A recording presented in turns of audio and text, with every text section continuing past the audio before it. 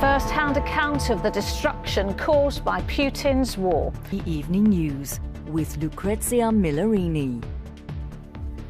Good evening. We start tonight with a shocking eyewitness report showing how Russian forces have all but destroyed one Ukrainian village. It is yet more worrying evidence that innocent civilians are being deliberately targeted. This is how the situation looks on the ground tonight, 8 days after Russia started the invasion. The UK's Ministry of Defence believes these shaded areas are now under Russian control, and these major cities are currently encircled by the Russians. And this is the direction the troops seem to be advancing in. The 40-mile-long Russian military convoy heading towards Kyiv remains around 20 miles from the capital. The city itself has been hit by further airstrikes.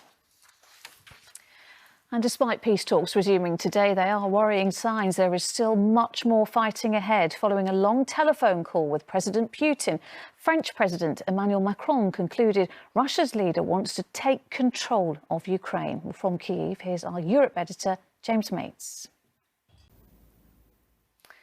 More names and pictures of those killed in the war have emerged. That's after the break.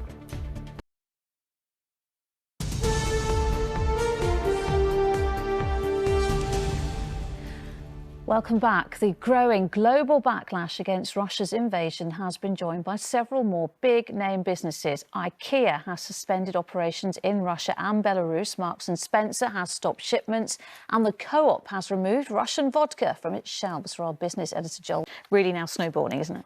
Yeah, the Western companies are retreating from Russia and in large numbers. Staff there will be on paid leave, hoping that this is only a temporary situation. Marks and Spencer, availability, price. Thank you. Well, some news just in. Foreign Secretary Liz Truss has added 2 more Russians to the sanctions list. They are Russian billionaire Alisher Usmanov, whose commercial links to Everton Football Club have been suspended, and former Russian Deputy Prime Minister Igor Shuvalov. A number of refugees fleeing the war in Ukraine have been met with another setback as the train they were travelling on came off the rails in Poland. It was carrying... Russia and Belarus are facing further sporting isolation after Winter Paralympics organisers banned their athletes from the Games. Initially, they were told they could compete as neutrals. Well, here's our sports editor, Steve Scott. Before we go, an update on the little girl we featured last night in desperate need of cancer treatment after fleeing Ukraine with her mother. And that's it. Julie's here with the latest from Ukraine after the football. But from me and all the team, bye-bye.